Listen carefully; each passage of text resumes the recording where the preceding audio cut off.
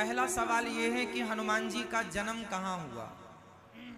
क्योंकि हनुमान जी का चरित्र सुन रहे हैं तो हनुमान जी के बारे में पूरा ज्ञान हम सबको होना चाहिए।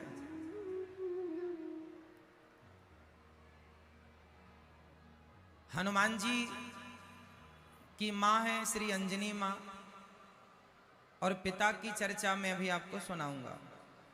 हनुमान जी का जन्म आज वर्तमान के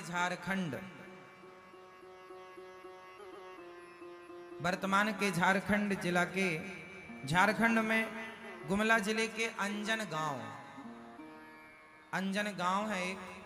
उस गांव में, उस जंगल में, जो आज गांव है, एक समय वो जंगल एक हुआ करता था। वहां एक गुफा है। उस गांव में एक गुफा है। उस गुफा में श्री हनुमान जी का प्राकट्य हुआ है। कुछ लोगों का मानना है कि दक्षिण भारत में भी एक गांव है, उस गांव में वो कुछ लोग मानते हैं, पर जो प्रमाणित है वो श्री हनुमान जी का ये जन्म स्थान आंजन गांव है, जो झारखंड में है। तो हनुमान जी वहां विराजते थे, और माता श्री हनुमान जी की माँ अंजनी माँ अहिल्या की पुत्री है। हनुमान जी की नानी माँ अहिल्या जो पत्थर की हो गई थी, जो राम जी के चरणों को पाकर कृतार्थ हुई। कथा जो हनुमान नाटक में हमने पढ़ी बहुत पहले, वो हमने आपको बार बार सुनाई है। चूंकि आज हनुमान जी का चरित्र है तो जरा से कम शब्दों में मैं आपको वो कथा भी सुना दूं जो हनुमान जी के जन्म की कथा है। हनुमान जी के 3 पिताओं का वर्णन है। पहले पिता शंकर सुवन, फिर केसरी नंदन। शंकर सुवन, केसरी नंदन और पवन पुत्र शंकर सुवन और केसरी नंदन, 3 हो गए। अब प्रश्न आप खड़ा कर सकते हैं कि एक व्यक्ति के 3 पिता कैसे हो सकते हैं। तो ये चर्चा कुछ ऐसी है। हनुमान नाटक में जो ये दास ने पढ़ी वो आपको सुनाएगा हनुमान जी के बारे में। एक बार भगवान शंकर का मन हुआ, भगवान श्री मन नारायण से भगवान शंकर मिले। तो श्री शंकर भगवान ने भगवान श्री विष्णु जी से कहा कि हे प्रभु, मैंने आपके सारे रूप देखे हैं, पर मैंने अभी तक आपका मोहिनी अवतार नहीं देखा, क्योंकि आपने वो राक्षसों के बीच में लिया और मेरा वहां आना हो नहीं पाया। विस्तार से मैंने आपके उस स्वरूप को जाना नहीं, देखा नहीं। आपने मुझे 24 अवतारों में सारे अवतारों का दर्शन दिया। हे प्रभु, शंकर जी ने हाथ जोड़कर कहा, हे प्रभु, हे श्रीमन नारायण, आप मुझे अपने मोहिनी अवतार का दर्शन कराइए। भगवान श्रीमन नारायण ने कहा कि भोलेनाथ, चक्कर में ना पड़ो, मेरे इस रूप से बचो। शंकर जी ने कहा नहीं, हमें तो दर्शन करना ही है। अब नहीं माने भक्त तो भगवान क्या करें। तो भगवान ने मोहिनी अवतार लिया, और जब मोहिनी अवतार लिया तो मोहिनी अवतार इतना सुंदर, इतने सुंदर भगवान ही है। भगवान जिनकी रचना इतनी सुंदर, वो कितना सुंदर होगा। जिनकी बनाई स्त्रियां, पुरुष, पशु, पक्षी, पेड़ पौधे, ये सृष्टि इतनी सुंदर है। वो भगवान जब मोहिनी बने, स्त्री बने, तो वो कितने सुंदर हो। भगवान को देखकर भोलेनाथ, भगवान मोहिनी को प्राप्त करने के लिए दौड़ पड़े। भगवान शिव के अंदर मोहिनी अवतार को देखकर काम जाग गया। भगवान शिव दौड़े, और भगवान शिव भगवान को प्राप्त करने के लिए, भगवान को पाने के लिए जब दौड़े, और ये एक लीला है, इसे लीला समझना है, क्योंकि इस घटना से आगे कार्य होना है, इसलिए यह लीला है। तो भगवान शिव माता मोहिनी भगवान को देखकर, मोहिनी के रूप को देखकर भगवान शिव मोहित हो गए, दौड़ पड़े तभी शंकर जी का तेज निकल गया। भगवान शिव का वह तेज जब जमीन पर गिरने वाला था तो भगवान मोहिनी ने, भगवान श्रीमन नारायण ने अपने वास्तविक रूप में आकर उस तेज को हाथ में धारण किया। यदि शिव का तेज पृथ्वी पर गिर जाएगा तो शिव के तेज को पृथ्वी ग्रहण नहीं कर पाएगी, मतलब सहन नहीं कर पाएगी, सह ना पाएगी उनके भार को, उस तेज को।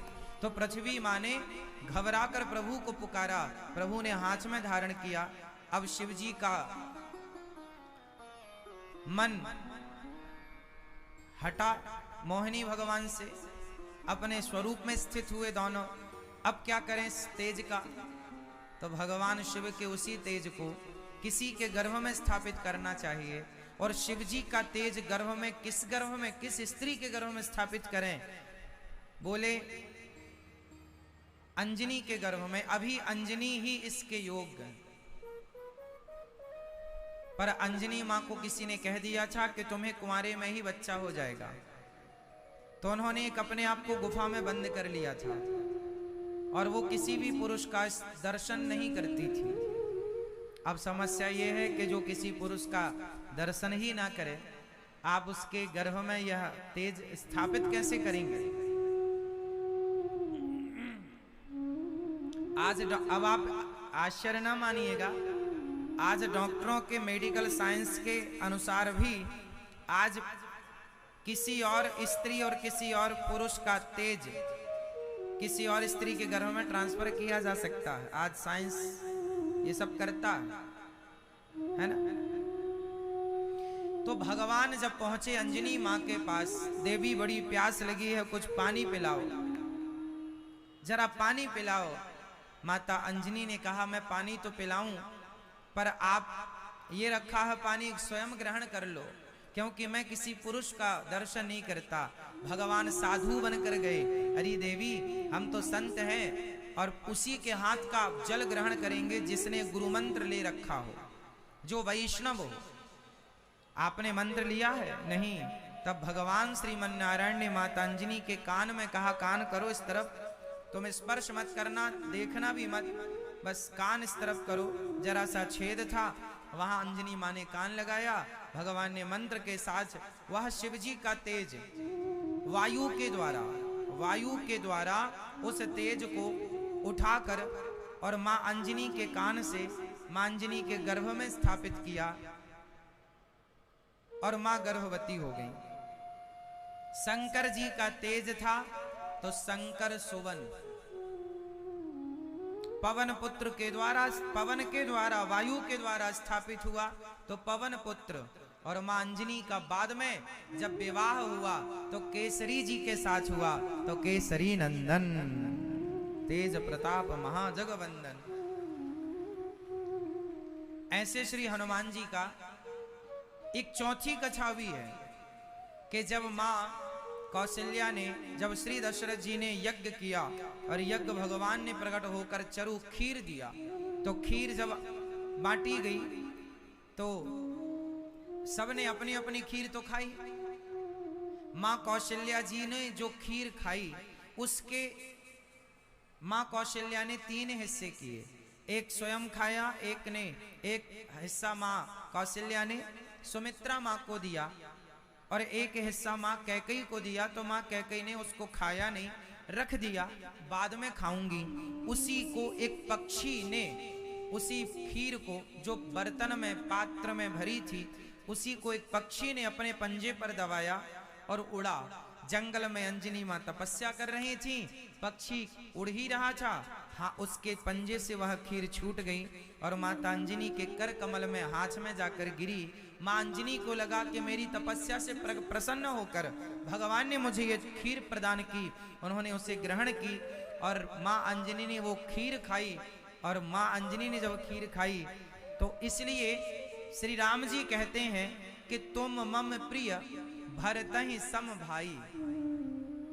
तुम मम प्रिय, लक्ष्मण सम भाई नहीं कहा भगवान राम ने, तुम मम प्रिय भरतहि सम भाई। इसलिए कहा कि मेरी माँ ने जो खीर माँ कैकेयी के लिए रखा, यदि वो खाली होती तो आप कैकेयी के गर्भ से आते, पर कैकेयी के गर्भ से तो श्री भरत जी आए और आप माँ अंजनी के गर्भ से आ गए, क्योंकि तुम मेरे भरत जैसे भाई हो, क्योंकि भरत के ही भाई बन के आने वाले थे। वो तो खीर ट्रांसफर हो गई तो आप अंजनी माँ के पुत्र हो गए, तो तुम मेरे भरत जैसे भाई हो, इसलिए तुम मम प्रिय भरतहि सम भाई। तो हनुमान जी वो खीर ग्रहण करते हैं और हनुमान जी बड़े प्रेम पूर्वक अपनी, जब जन्म लिए श्री हनुमान जी, तो आप सब कथा जानते हैं, हनुमान जी बहुत छोटे से हैं, भूख लगी है, माँ बड़ी भूख लगी है, क्या खाऊं? माँ कुछ काम कर रही थी, बोले जाओ फल खा लो। बोले कौन सा फल खाऊं? बोले जो फल लाल लाल हो गया हो, पक गया हो, उसे खा लेना।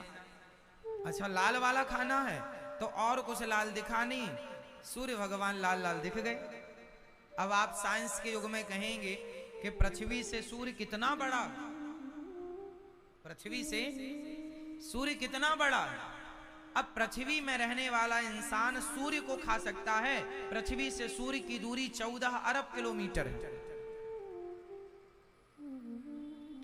अब साइंस कहता है कि पृथ्वी में रहने वाला कोई जीव, कोई व्यक्ति सूर्य को कैसे, सूर्य तो कई गुना बड़ा है। तो देखो ये साइंस की बातें हैं। हनुमान जी जब लंका गए तो हनुमान जी के पास अष्ट सिद्धि नवनिधि के दाता, हनुमान जी जब लंका गए तो वहां एक सुरसा नाम की राक्षसी मिली। उसमें लिखा गोस्वामी जी ने कि जस जस सुरसा बदन बढ़ावा, तासु दून कपि रूप दिखावा। सुरसा ने ज्यों ज्यों अपना वजन शरीर बढ़ाया, सुरसा एक देवताओं की तरफ से हनुमान जी की परीक्षा लेने आई। उसने अपना रूप बड़ा किया, तो हनुमान जी ने क्या किया, हनुमान जी भी बड़े हो गए। जस जस सुरसा बदन बढ़ावा, तासु दून, दून मीन्स दुगना, तासु दून कपि रूप दिखावा। और 16 जोजन मुखते भयं, तुरत पवन सुत 32 भयं। वो 16 जोजन की हुई, 16 योजन की, तो हनुमान जी 32 के हो गए। तो हनुमान जी भयं पर्वताकार शरीरा, हनुमान जी जब चाहे छोटे हो जाएं और जब चाहे इतने बड़े हो जाएं कि पृथ्वी को अपने मुंह में रख लें।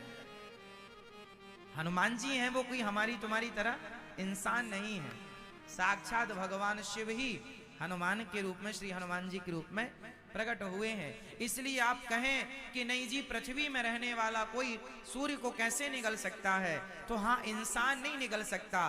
तो ये बताओ, इंसान तो हिमालय से पहाड़ भी नहीं उठा सकता, एक हाथ से ला सकता। तो हनुमान जी तो एक हाथ से पहाड़ उठा कर ले आए थे। तो जो पहाड़ उठा सकता है वो कोई सामान्य तो होगा नहीं, जो समुद्र को छलांग लगा के पार कर सकता है वो सामान्य तो होगा नहीं, वो हनुमान जी हैं। और हनुमान जी में इतना पावर है कि सूर्य को निगल सकते हैं, खा सकते हैं। तो हनुमान जी हैं वो। सामान्य दृष्टिकोण से आप देखेंगे तो साइंस काम करती है, जहां कई जगह साइंस काम नहीं करती, कई जगह साइंस की थ्योरी नहीं चलती। बहुत सारे सवाल आज भी ऐसे हैं जिनका उत्तर साइंस के पास नहीं है। अब जैसे बद्रीनाथ में मंदिर के ठीक नीचे एक कुंड है, वहां गर्म पानी आता है, पहाड़ से आता है, कोई इंसान नहीं करता, अपने आप गर्म पानी, प्राकृतिक पानी है और करोड़ों साल से आ रहा है। हाँ या ना? गर्म कुंड सुना होगा आप लोगों ने। गंगोत्री यमुनोत्री में भी एक कुंड है, चावल डालो पक जाता है, इतना गर्म पानी है। अब बताइए, कोई बहुत जगह पानी है, बहुत जगह पहाड़ है, बहुत जगह कुंड है, पर हर जगह गर्म पानी नहीं। अब साइंस कहे नहीं जी वहां पर कुछ ऐसे पत्थर हैं जिन पत्थरों से टकराने के कारण वो पानी गर्म हो जाता है। तो भाई पत्थर तो सब जगह है, और जगह क्यों नहीं है? हिमालय में ही वहीं पर क्यों है जहां हमारे धार्मिक स्थान है, जहां हमारी आस्था है। जहां बर्फ की चादर पर्वतों पर होती है, वहां भगवान ने सोचा कि मेरे भक्त सर्दी में ठिठुरेंगे, गर्म पानी में कैसे नहाएंगे, तो प्राकृतिक भगवान ने ही भक्तों के लिए गर्म पानी की व्यवस्था कर दी। साइंस के पास इसका कोई उत्तर नहीं है। साइंस अपने तर्क देती है कि वहां कुछ ऐसे तत्व हैं, ऐसे पदार्थ हैं, ऐसा पत्थर है कि वो गर्म, फिर उन्हीं पत्थरों से तो गंगा जी भी निकलती हैं, उन्हीं पत्थरों से तो यमुना जी का भी जल निकलता है, वो गर्म क्यों नहीं हो?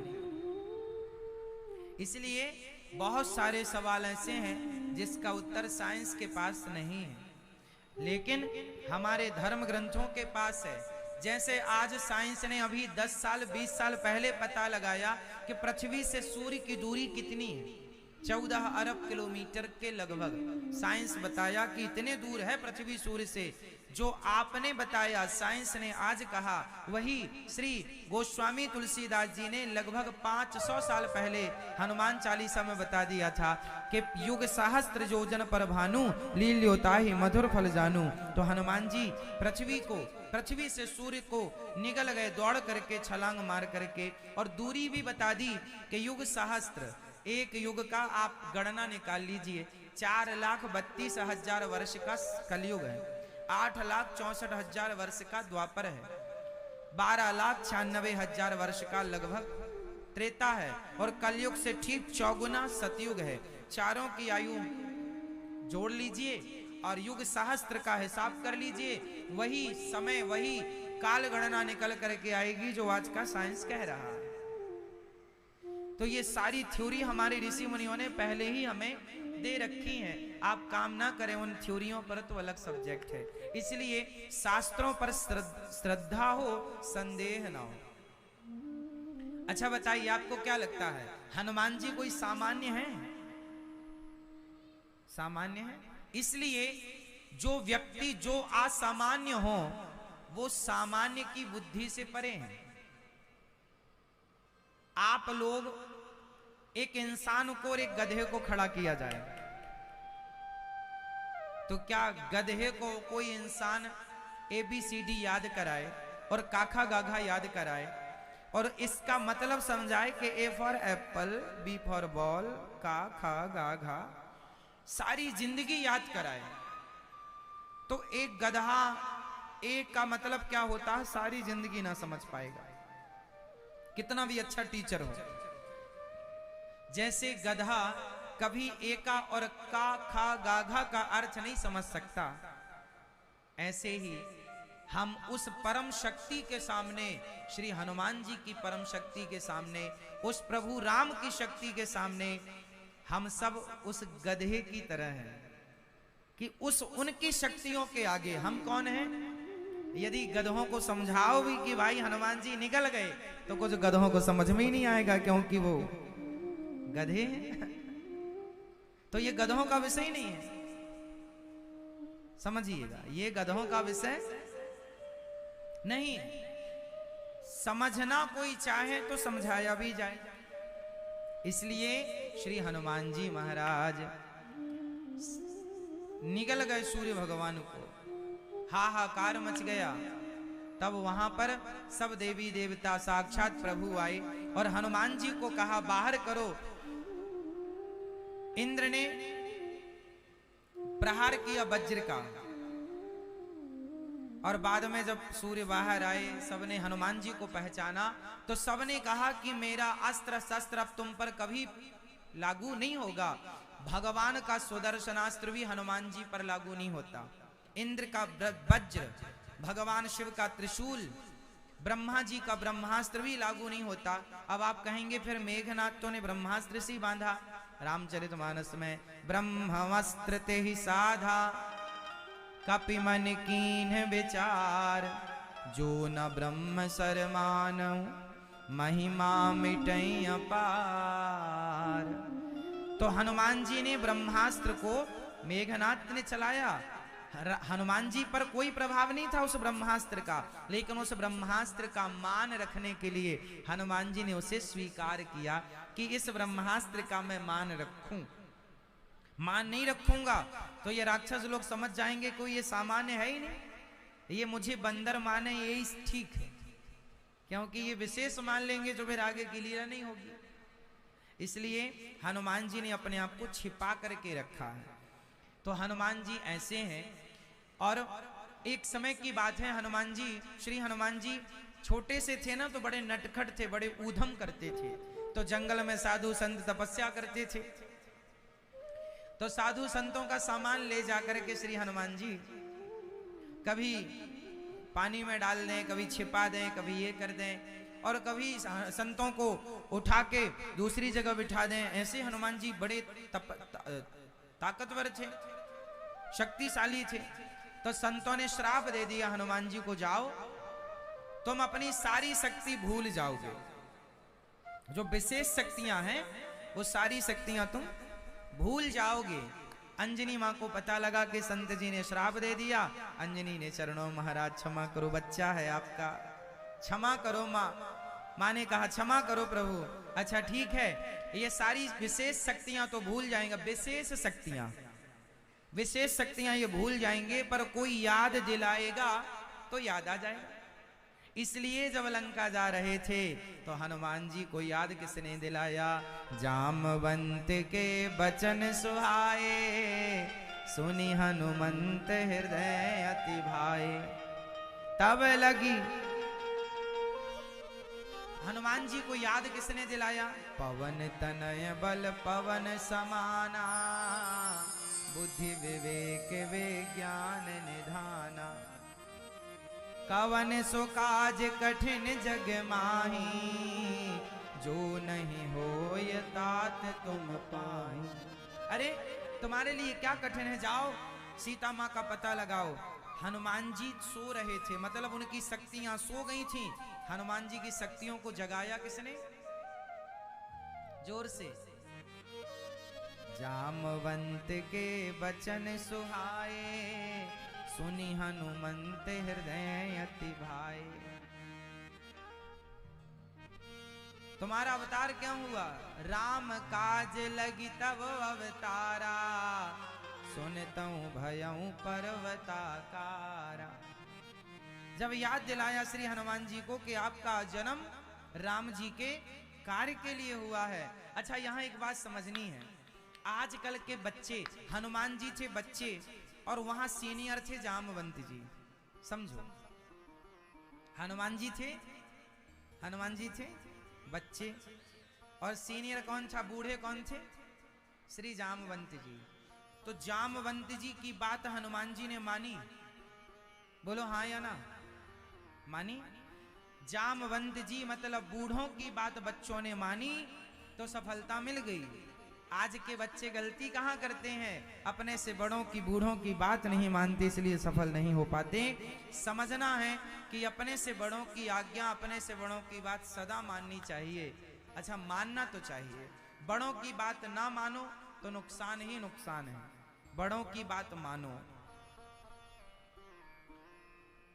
हनुमान जी ने बात मानी, और जब हनुमान जी ने बात मानी जामवंत जी की, क्या कहा जामवंत जी ने? जामवंत जी ने कहा, अरे हनुमान जी आपको पता नहीं है आपका अवतार क्यों हुआ है? आपका अवतार हुआ है राम काज लगी तब अवतारा।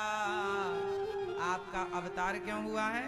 राम जी के काज के लिए, राम काज लगी तब अवतारा। जब राम के लिए मेरा अवतार हुआ, ये श्री हनुमान जी ने सुना तो हनुमान जी भयऊं पर्वता, पर्वत की तरह विशाल शरीर हो गया, विशाल हो गए श्री हनुमान जी और चल पड़े। कहां कहां चले?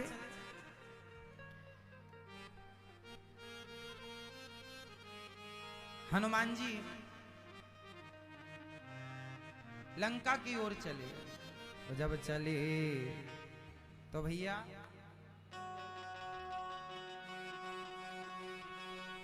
कहां चले हनुमान जी? हनुमान जी को पता चल गया कि मेरा अवतार क्यों हुआ है, राम जी के कार्य के लिए हुआ हो। जैसे ही हुआ तो छम छम नाचे देखो वीर हनुमाना।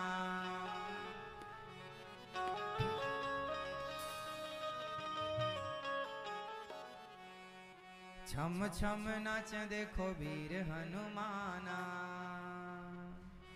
तो कौन कौन नाचेगा हनुमान जी के साथ? हनुमान जी नाचने लगे कि चलो मैं राम काज के लिए आया हूं। छम छम नाचे देखो वीर हनुमाना। आज मेरा जन्म सफल हुआ। मुझे राम जी के कार्य के लिए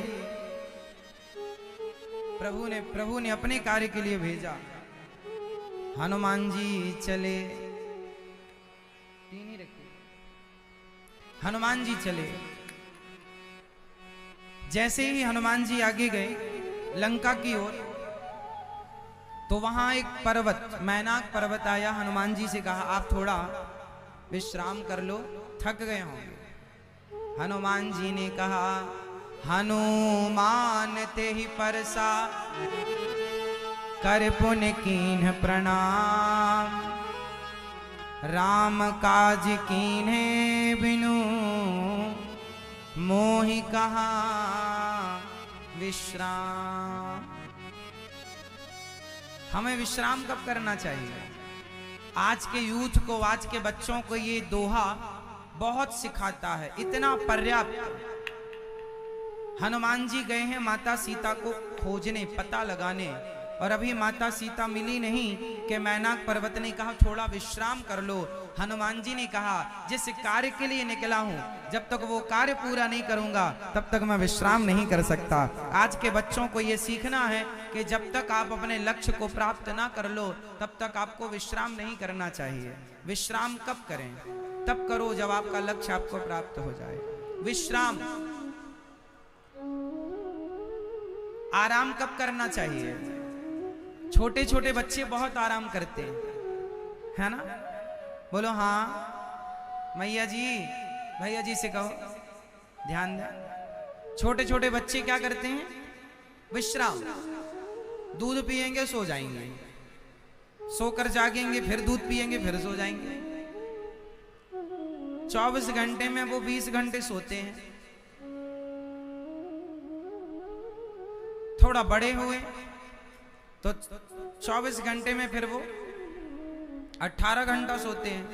थोड़ा और बड़े हुए फिर 15 घंटे सोते हैं। थोड़ा और बड़े हुए तो 12 घंटे सोते हैं। और बड़े हुए, आप जितने बड़े होते चलें जवानी तक, आप अपना सोना कम कीजिए। उठ जाग मुसाफिर भोर भई, अब रैन कहाँ तू सोबत है। जो सोबत है वो खोबत है, जो जागत है वो। हनुमान जी कहते हैं राम काज कीन्हे बिनु, मोहि कहाँ विश्राम।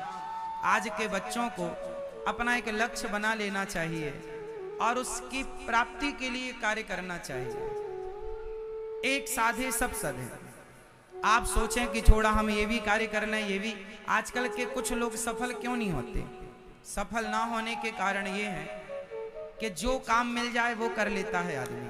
काम तो सारे करना चाहिए, पर किसी एक कार्य में आपको महारथ हासिल करना चाहिए। एक कार्य के तो स्पेशलिस्ट बनो, एक कार्य के तो जानकार बनो। बाकी थोड़ा थोड़ा सबका ज्ञान हो आपको, अच्छी बात है। आप थोड़ा थोड़ा सब जानते हैं, ये बताइए पूरा क्या जानते हैं? आप थोड़ा थोड़ा सब जानो, पर एक विषय को पूरा जानो, उसकी तह तक, उसकी गहराई तक जाओ। और जो व्यक्ति एक विषय में घुस जाता है, अन्य को थोड़ा थोड़ा भी जानेगा तो भी नैया पार हो जाएगी।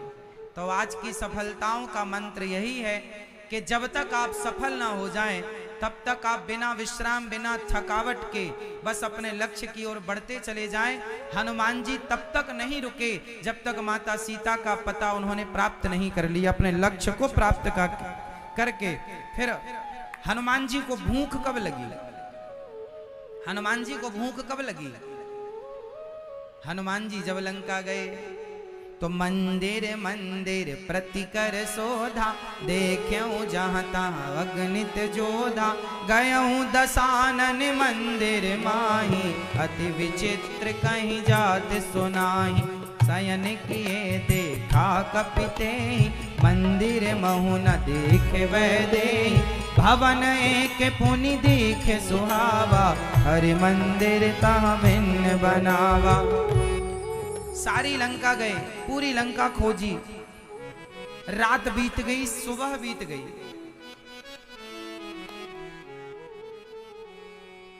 सीता मां का पता नहीं। हनुमान जी को भूख नहीं लगी, क्या भूख नहीं लगी होगी?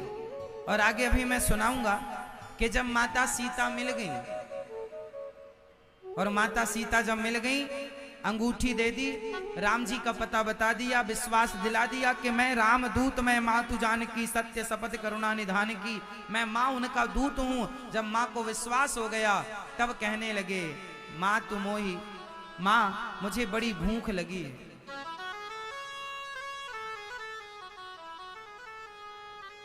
माँ तू मोही अतिशय भूखा, लागी देखी सुंदर फल रूखा।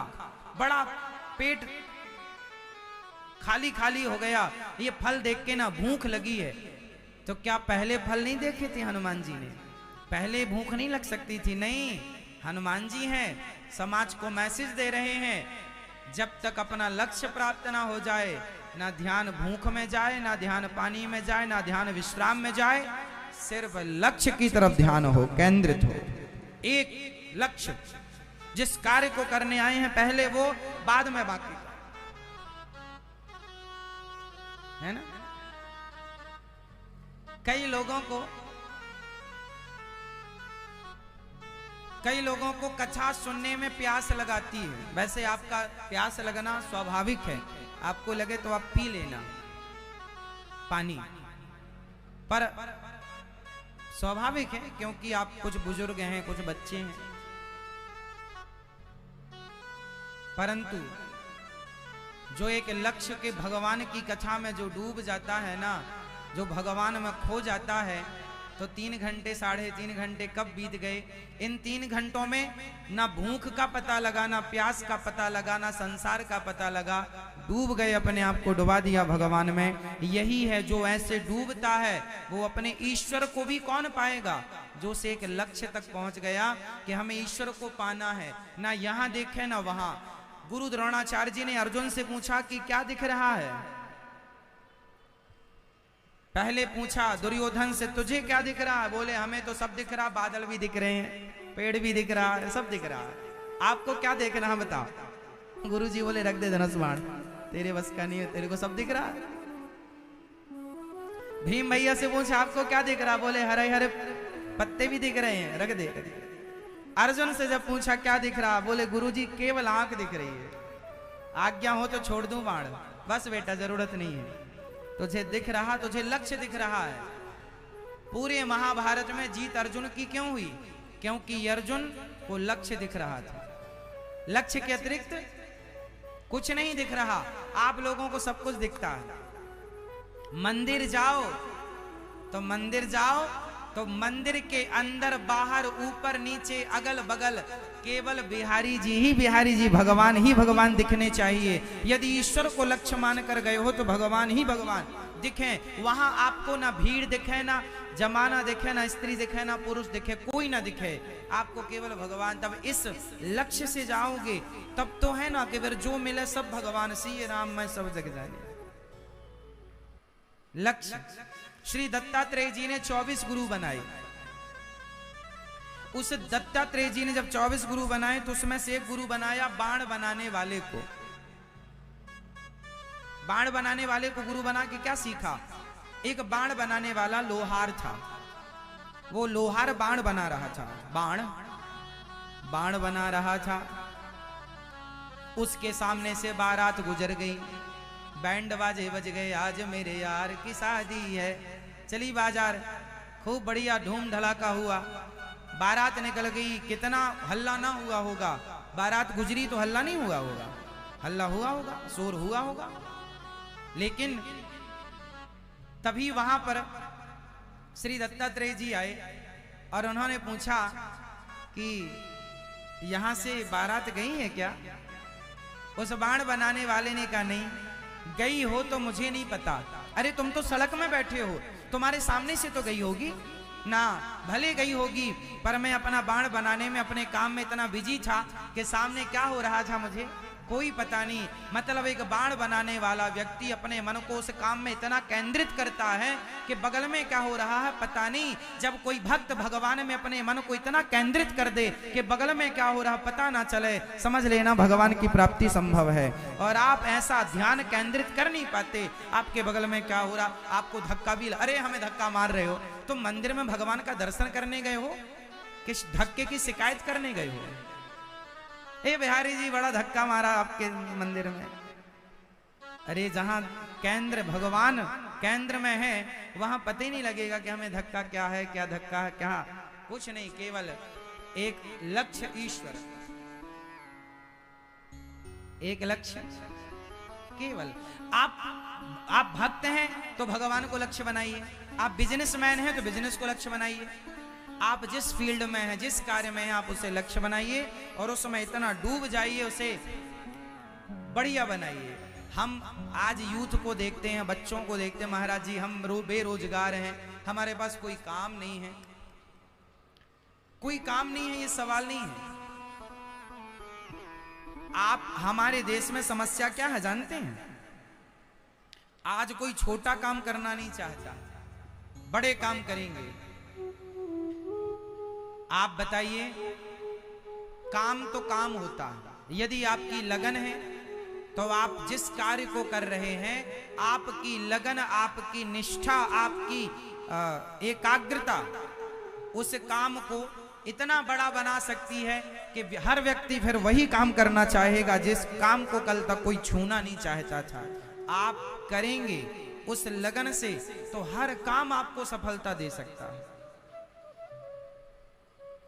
वो काम कीजिए जो आपके करने योग्य है, और विश्राम तब तक नहीं। स्वामी विवेकानंद जी ने भी यही कहा, उठो और तब तक चलो जब तक अपने लक्ष्य की प्राप्ति ना कर लो।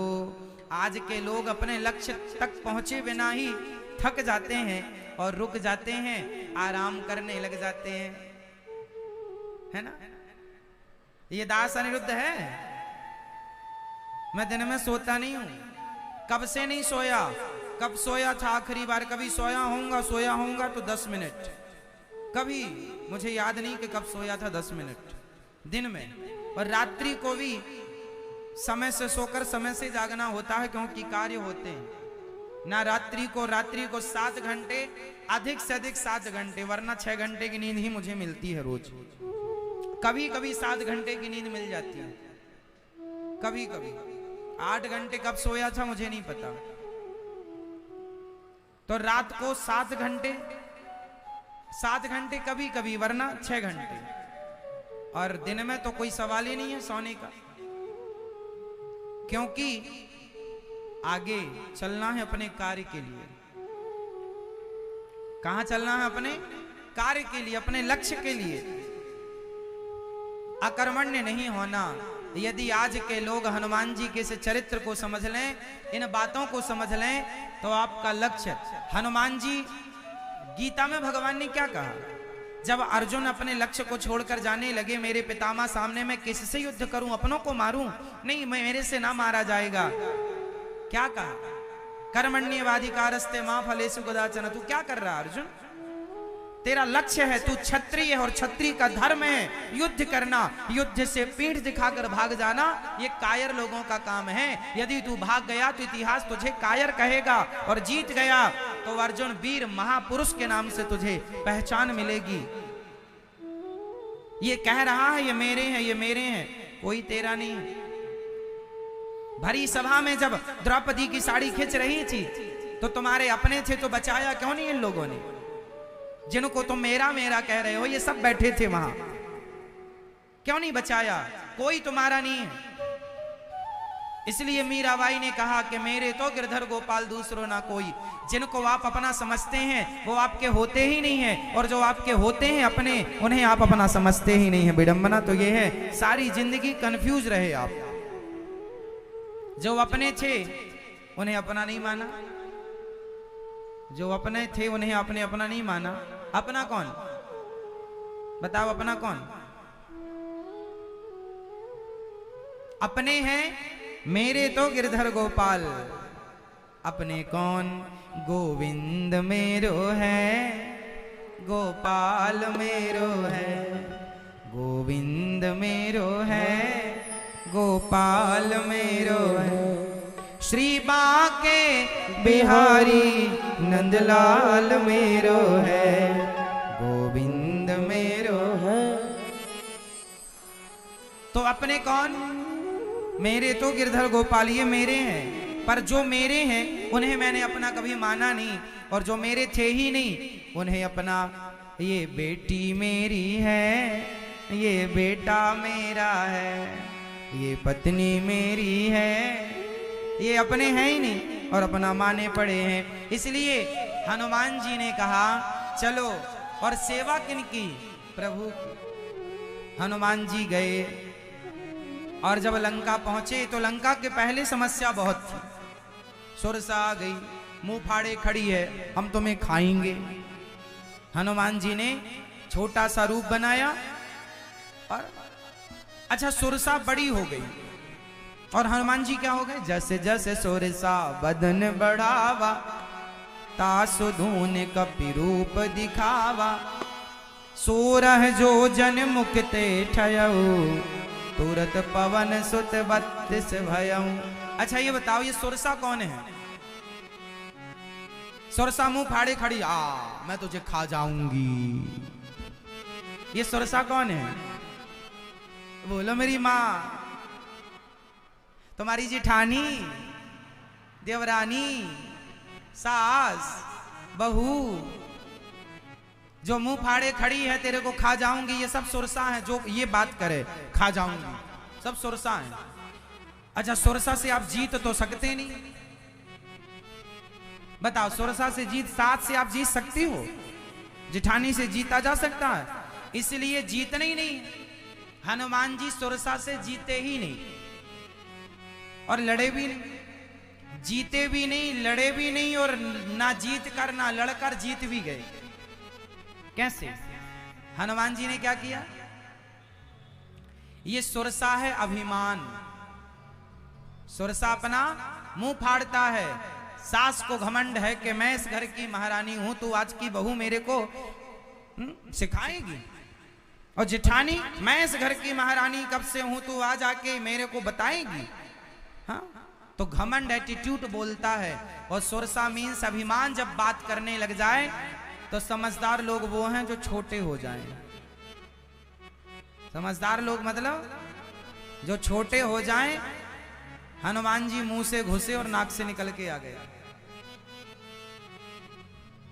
छोटे हनुमान जी, जहां काम तलवार नहीं करती वहां काम कौन कर जाता है? सुई। सुई और तलवार में अंतर सिर्फ इतना है, तलवार 1 का 2 करती है और सुई 2 का 1 करती है। आपका स्वभाव 1 का 2 करने वाला नहीं, बल्कि 2 को 1 करने वाला होना चाहिए। मतलब जो टूटे हैं उन्हें जोड़ने वाला हो, और जोड़ने वाला स्वभाव सुई का होता है, ना कि तलवार का। इसलिए आपको क्या करना चाहिए? छोटे हो जाना चाहिए। कहां झगड़े में पड़ोगे? तो रामचरितमानस का, श्री हनुमान जी का यह चरित्र ये सिखाता है। हनुमान जी छोटे से हो गए। सुरसा मीन्स अभिमान से कौन लड़े, कौन झगड़ा करे? छोटे हो गए हनुमान जी। जहां छोटे होने से काम, सॉरी बोलने से काम हो जाए, बोल लो। अभी हमारे देश में एक नया मुद्दा है। एक कोई नेताजी हैं, उन्होंने बेचारे ने सॉरी नहीं कहा, बस तो राजनीति चली गई। सॉरी कितनी बड़ी बात है। अब ये लोग यदि कथा भागवत सुनते होते, सत्संग करते होते तो ये गलती, पर सत्संग नहीं करते तो ये गलतियां होती हैं। आदमी एटीट्यूड इतना रखता है, तो गलती कोई करे और उसके बाद सॉरी ना कहे।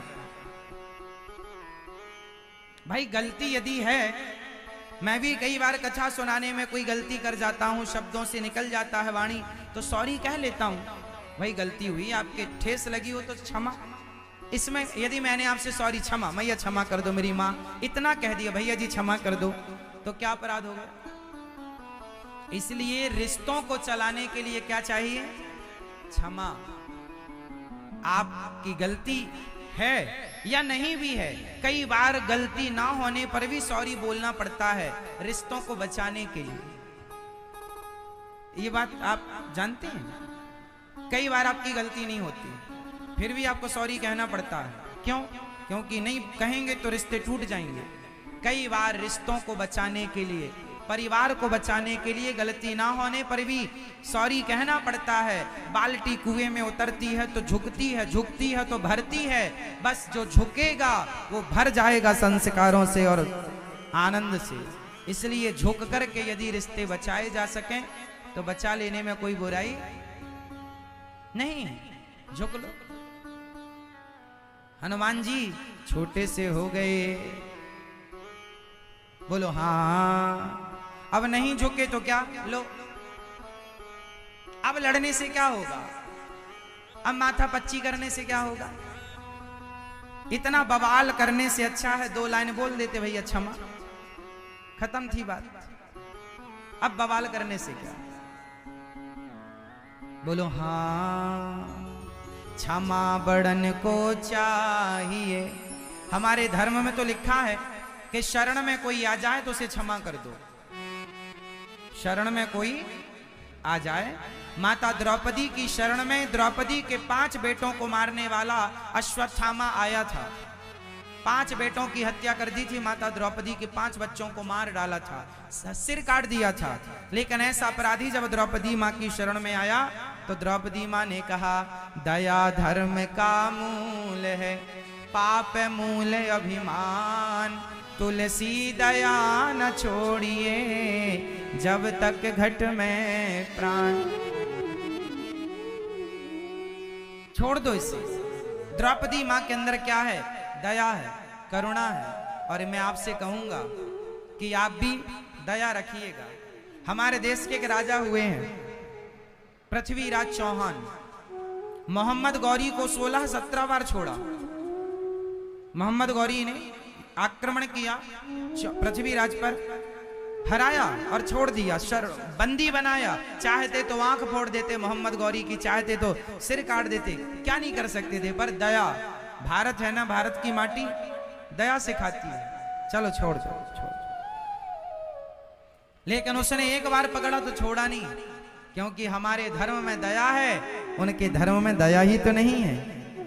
हमारे धर्म में दया है, इसलिए हम चिड़िया को पानी और चिड़िया को दाना रखते हैं, चींटी को भी पेट भर खवाते हैं। हमारे यहाँ क्या है? दया है। इसलिए हम लोग पेड़ पौधों की भी पूजा करते हैं, तुलसी की पूजा करते हैं, पीपल की पूजा, बट वृक्ष की पूजा, आंवले की पूजा करते हैं।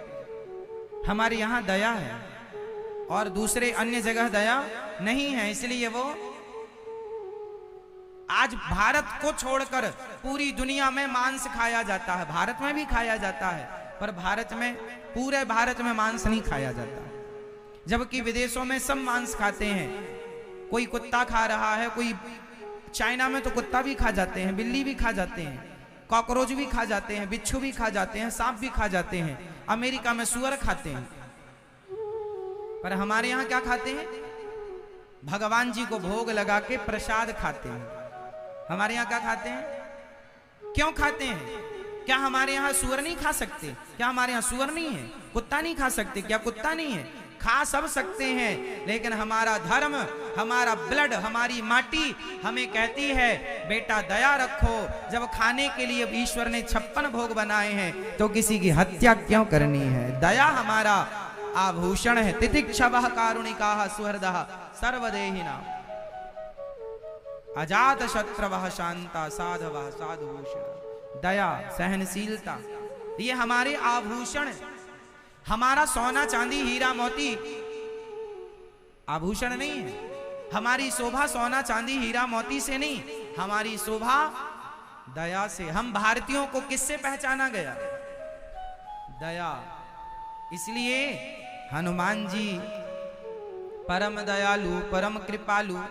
चाहते तो ताड़का को, चाहते तो सुरसा को मार डालते, नहीं मारा। छोटे बनने से काम। अच्छा ही बताओ, आप तलवार लिए खड़े हैं और मैं भी तलवार लिए खड़ा हूं और युद्ध होने वाला, और आप और हम मरेंगे कि नहीं वो तो अलग सब्जेक्ट है, पर हमारे और आपके चक्कर में ये लाखों प्रजा मर जाएगी। यदि इस युद्ध को एक सॉरी कह के टाल दिया जाए तो समझदारी है। भगवान शांति दूत बनकर गए थे, अरे दुर्योधन ये युद्ध के चक्कर में ना पड़ो, बड़ा नुकसान हो जाएगा। पर दुर्योधन भी वही अहंकार में, नहीं मैं बड़ा हूं, रौंद डालूंगा अर्जुन जैसों को। क्या ताकत है उनके पास, मेरे पास पितामह की ताकत, गुरु द्रोणाचार्य की ताकत, जिन्होंने अर्जुन को गांडी पकड़ना सिखाया, कर्ण की ताकत है। ताकत का बड़ा घमंड था। लो भैया, क्यों जी, समाप्त हो गया रुतबा। इसलिए अकड़ नहीं, समझदारी, समझदारी। जहां काम छोटे बनने से हो, जहां देखो झगड़ा हो रहा तो सॉरी कह के आगे बढ़ो, भैया ठीक है, अच्छा आप बड़े, ठीक, छोटे बन जाओ, छोटे बन जाओ, छोटे बन जाओ। छोटे बनेगे बड़े फायदे में रहोगे, बड़े बनोगे, बड़े लोग, बड़े बछड़े, बड़े बैल भूसा खाते हैं, और छोटे बछड़े पै पिए, बड़े होएं भूस खाएं, बड़े हो जाएंगे भूसे से लग जाएंगे। छोटे हैं तब तक दूध मिलता है, जब तक छोटे बने रहोगे तो दूध मिलता रहेगा, बड़े हो जाओगे भूसे से लग जाओगे। छोटे बनने के बड़े फायदे हैं। छोटा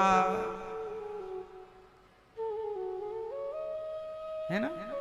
और आज लड़ाई किसकी है, बड़ा बनने की। और हनुमान जी क्या सिखा रहे हैं, छोटे बने। रावण, अच्छा ये बताओ हनुमान जी रावण को मार सकते थे कि नहीं, बोलो हाँ या ना, सही बताना।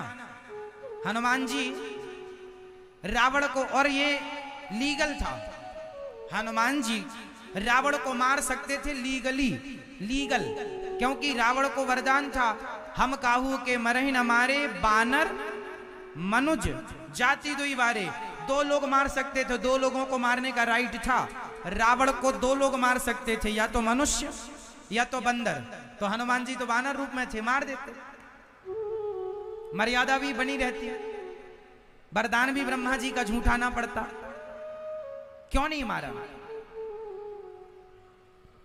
क्यों नहीं मारे श्री हनुमान जी। हनुमान जी चाहते तो रावण को मसल देते, तुरंत मार देते, नहीं मारा। इससे क्या सिखाया श्री हनुमान जी ने। हनुमान जी कहते हैं कि धैर्य रखो, क्या रखो, धैर्य, धैर्य। जो काम प्रभु कर सकते हैं वो काम हम क्यों करें। जिस काम के लिए प्रभु ने अवतार लिया है वो काम हम क्यों करें। अरे ये आने वाले संकट को हम ही टाल सकते हैं, आने वाले संकट से हम ही लड़ सकते हैं। लेकिन भगवान का भक्त कहता है नहीं, जब प्रभु हैं तो वो करेंगे, हम उनका गुणगान करें, उनका चिंतन करें, वो हमारे सारे काम करते रहेंगे, हम क्यों चक्कर में पड़े। जब तुझसे ना सुलझे तेरे उलझे हुए धंधे, तब भगवान के इंसाफ पर छोड़ दे ए बंदे, वही तेरी मुश्किल आसान करेगा। जो तू ना कर सका वो भगवान करेगा। जो भगवान कर सकते हैं भगवान को करने दो। आप लोग जरा जरा सी बात में टेंशन लेने लग जाते हैं, नहीं, आप अपना कर्म करते रहो, जो होना है वो होके रहेगा। हनुमान जी चाहते तो रावण को मार सकते थे, बस इसलिए नहीं मारा कि ये कार्य प्रभु राम जी का, वो ही करेंगे। जितना मैं कर सकता हूं मैं अपना करूंगा। लंका जला दी, जला दिया। हनुमान जी जब लंका में प्रवेश करते हैं तो हनुमान जी के सामने दूसरी चुनौती थी। क्या चुनौती थी। वहां पर एक राक्षसी मिल गई, नाम था नाम लंकनी राक्षसी एका। एक राक्षसी थी लंकनी। हनुमान जी गए तो हनुमान जी छोटे से बन के जा रहे, मसक समान रूप कपिधरी। मसक मतलब मच्छर, छोटे से, मसक मतलब बिल्ली भी होता है, मसक मतलब मच्छर भी होता है ना। मच्छर अर्थ करो ना बिल्ली अर्थ करो, छोटा अर्थ करो। हनुमान जी छोटे से बन करके गए, छोटे से बन करके गए। और जब गए तो वहां एक लंकनी नाम की राक्षसी थी, उसने कहा, ए चोर मोर आहार जहां लगी चोरा, रुक। कहाँ जा रहे हो? हनुमान जी ने कहा कुछ दिन पहले असली चोर गया था, तब तो तुमने उसे रोका नहीं, और हम चोरी का पता लगाने जा रहे हो, हमें रोकती हो? हनुमान जी ने मुठिका एक महाकपि हनि, रुधिर बमत धरनी ठन मनी, पुनि संहारी उठी सोलंका, जोर पानी कर विनय सशंका, जब रावण ही ब्रह्म वर दीना, चलति विरंचि कहा मोहि चीना, बिकल हंसिते कपि के मारे, तब जानस निश्चर संघारे, तात मोरवती पुण्य बहुता, देखो नयन राम कर दूता, तात मोरयति पुण्य बहुता, देखो नयन राम कर दूता। आज मैं धन्य हो गई कि आज मेरी इन नयनों ने राम जी के दूत का दर्शन कर लिया। अब लंकनी एक राक्षसी से निपट कर आए, दूसरी मिल गई, अंदर घुसने लगे, रोक दिया, रुक रुक।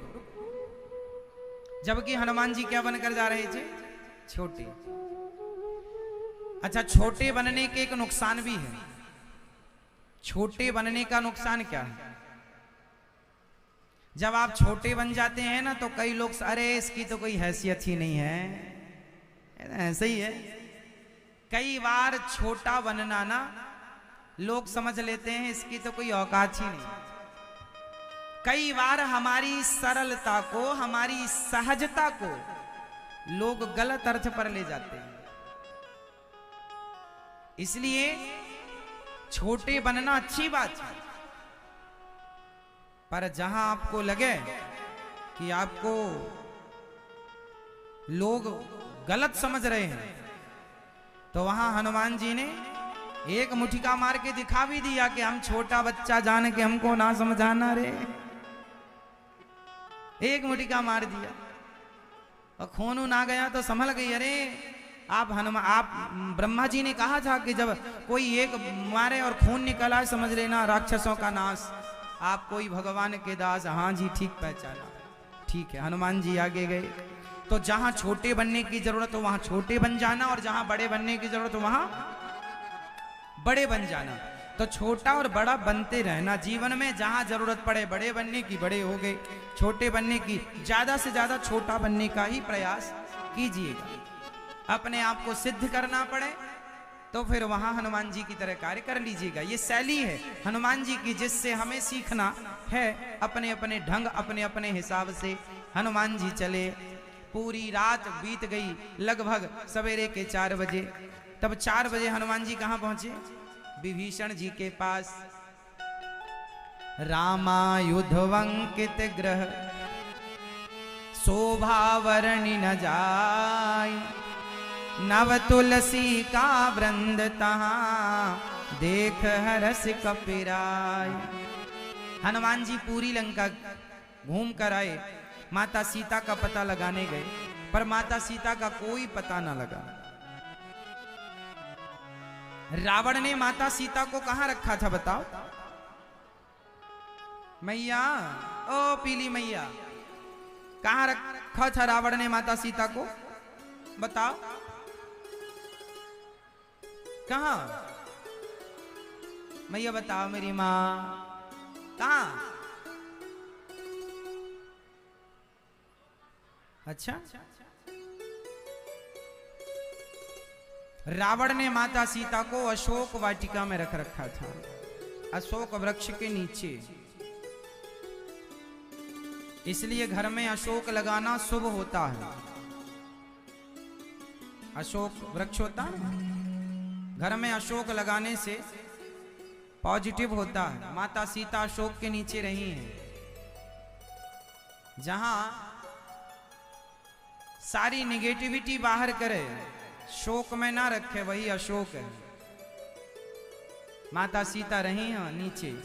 तो जब भी अशोक का वृक्ष नजर आए तो प्रणाम जरूर किया करो, क्योंकि इसकी छाया में माता सीता भी रही हैं। प्रणाम करो। हमारी देखिए ये भावनाएं, हम वृक्ष की भी पूजा करते हैं अपनी भावनाओं को मानते हुए। माता सीता को रावण ने रखा अशोक वाटिका में। अच्छा ये बताओ,